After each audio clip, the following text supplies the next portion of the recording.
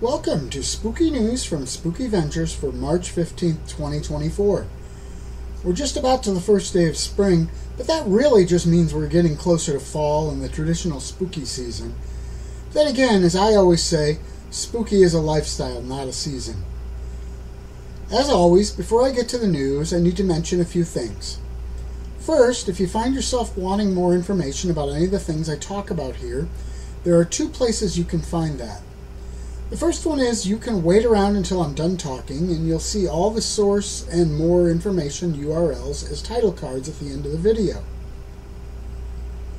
Secondly, those links are always included in the details section of the video too, so you can just look there.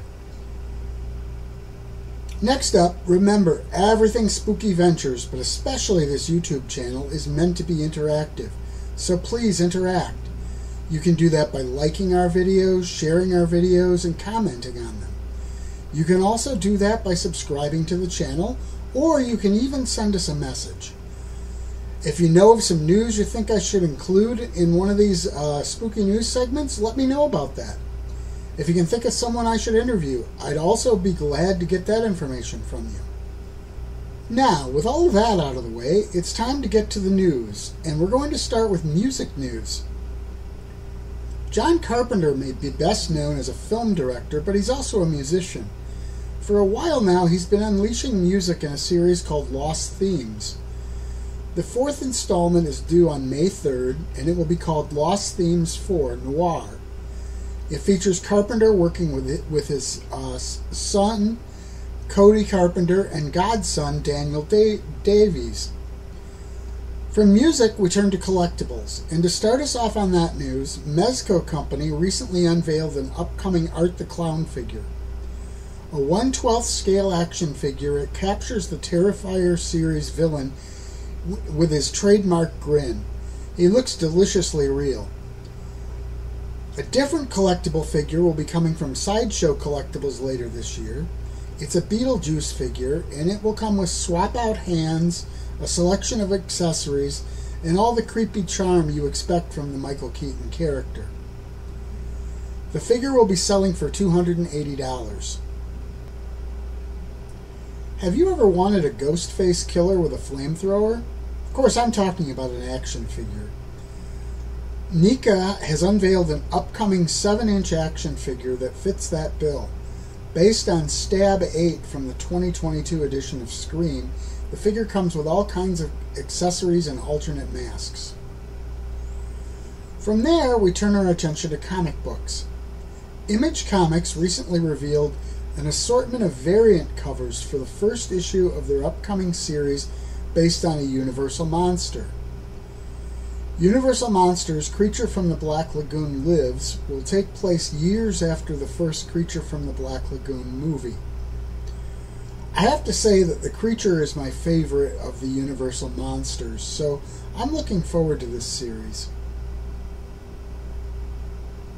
From a comic book based on horror movies, let's move to movies. I'm going to start this section of the news with a couple awards given to some horror movies. First, a Godzilla movie has actually won an Academy Award for the first time. Godzilla Minus One got an Oscar for visual effects. Now, for a completely different type of award ceremony, Winnie the Pooh Blood and Honey won in several categories at this year's Razzies. The film was the top, or is that bottom, of the heap, winning for Worst Picture, Worst Director, Worst Screenplay, Worst Screen Couple, and Worst Remake Ripoff Sequel. I still have not seen that movie, but I do still want to see it. If anything, those awards make me even more interested in the film. Turning to home video releases, the recent Blumhouse Atomic Monster film Night Swim is coming to home video. The digital release is already out, but a DVD and Blu-ray release is scheduled for April 9th. The movie didn't do as well as those involved hoped it would in theaters, but I thought the trailer and concept were promising. I'm looking forward to seeing it. Speaking of home video releases, the miniseries version of The Shining was just given the Blu-ray treatment earlier this week. I know it's sacrilege, but I prefer that version to the Kubrick film. I own the DVD, but might have to get this Blu-ray edition. It's from Scream Factory, and they do good products, so that's another sign that it might be really quality stuff. If you're a fan of the Final Destination films, some good news surfaced recently. Filming is underway for the next installment in the series. Tentatively titled Final Destination Bloodlines, the movie is expected to be released next year. 2025 will also be the 25th anniversary of the release of the first film in the series, so it seems a great way to commemorate that milestone. Another series getting a new movie is the X franchise. Following the original X and the prequel film Pearl, Maxine will be released to theaters this July. In fact, the opening date is going to be July 5th, and the movie is being described as a whodunit slasher film. News has come out about another film franchise, too. That series is The Exorcist. Last year's The Exorcist Believer was supposed to launch a new trilogy of films continuing the series. It didn't do as well at the box office as intended or expected, and the reviews were largely negative. Rather than killing the series, though, that response prompted some change.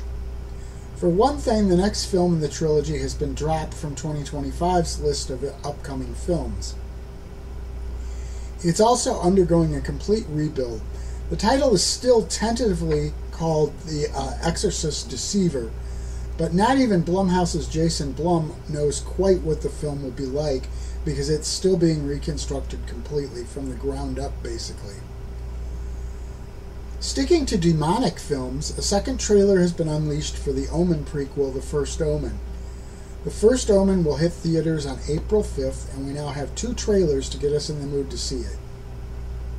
Continuing with more movie news based on a previous film, well, at least sort of, a new film based on The Strangers is due in theaters on May 17th. A poster and trailers for The Strangers Part 1 dropped recently.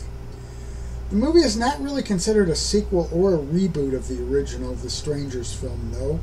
It's considered to be the first movie in a new series of films, and I'm not quite sure how it's going to tie into the original. Let's move to TV, but continue with the whole sequel vibe. That's because news recently came out about the upcoming Halloween TV series from Miramax. It appears the series is going to be a reboot, going all the way back to the original film. So rather build on the things that have come before, they're going to create their own Halloween universe. I know some people are probably going to be unhappy about that, but I'm always interested to see new interpretations of things that I love. That's all for the standard news items for this edition of Spooky News, but if you followed these for any length of time, you know that I'll be looking at some dates on the spooky calendar before finishing up here. Before I do that, though, I'd like to remind everyone that you can find all kinds of cool Spooky Ventures merchandise at our Cafe Press store at cafepress.com/spookyventures. And I'd also like to remind you that if you want more information on any of the things I've talked about here, you can get those at the end of the video by just watching for all the title cards listing them, or just go ahead and check out the details section of the video listing on YouTube. With that out of the way, let's get to the calendar. By the way, you can always find our spooky calendar at the main page, spookyventures.com. If you scroll down, you'll see the link near the bottom of the page. We list dates that are likely to be of interest to fans of everything spooky. Now, looking to that calendar, we just have one date on there that'll be of interest, but on that date there are actually 2 new horror movies opening, and that's a week from today, and the titles are Immaculate and Late Night with the Devil. I recently saw the trailer for that second one, and it looks really creepy. Well, that's it for the spooky news for this time. I should be back with a new edition of Spooky News sometime mid-April. In the meantime, remember to always keep it spooky, because spooky is a lifestyle, not a season.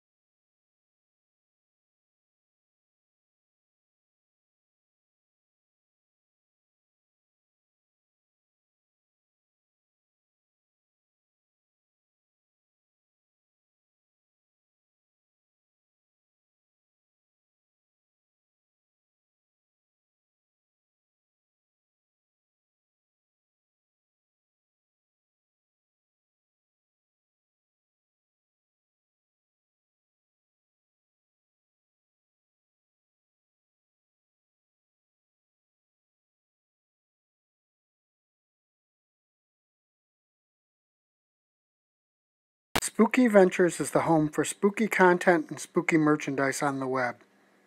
Check it out today at spookyventures.com. And remember, always keep it spooky.